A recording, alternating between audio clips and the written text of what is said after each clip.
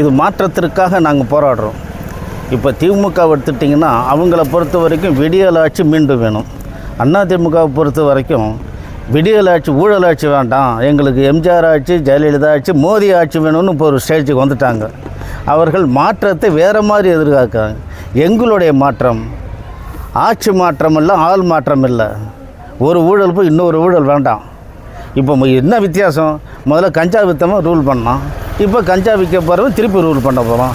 முன்னாள் கஞ்சா விற்றவனுக்கும் இந்நாள் கஞ்சா விற்கிறவனுக்கு தான் பிரச்சனைன்னு சொல்லிகிட்டு இருக்காங்க. அந்த மாற்றம் எங்களுக்கு தேவையில்லை. ஸ்டேட்டஸ்கோவை அனைத்து கட்சிகளும் ஸ்டேட்டஸ்கோவா கட்சிகள், இருப்பது இருக்கட்டும் என்று சொல்லக்கூடிய கட்சிகள். நாங்கள் முழு மாற்றத்தை பார்க்கின்றோம். ஆட்சி மாற்றம் அல்ல, அமைப்பு மாற்றம், எல்லாவற்றிலும் மாற்றத்தை பார்க்கிறோம். அந்த விதத்திலே நாங்கள் வெற்றி பெறுவது மக்களிடம் கொண்டு செல்ல வேண்டியது கடமை.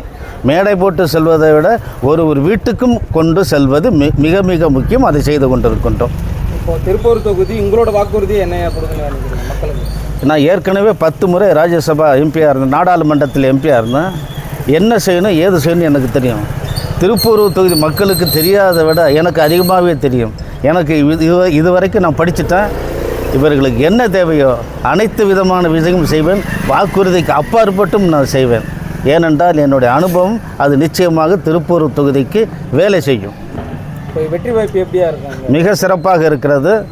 எங்கள் பிரச்சாரத்தை பார்த்து மற்ற கட்சிகள் சிறிது பயந்து இருக்கின்றார்கள்.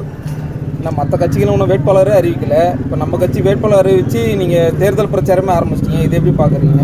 மற்ற கட்சிக்கு வேட்பாளர் அறிவிக்கணும்னு அவசியம் இல்லை. அவங்க போட்டி இழுத்து கூட்டணி அது எதுவும் இழுத்துக்கிட்டு இருக்கிறாங்க.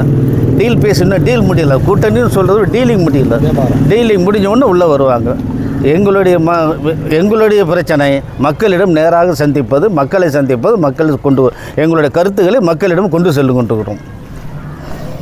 2024 எலெக்ஷனில் அதிகபட்ச ஓட்டு வாங்கினது நம்ம திருப்பூர் தொகுதி தான். இங்கே தன்னாளவர்கள் மிக அருமையாக வேலை செய்து கொண்டிருக்கின்றார்கள்.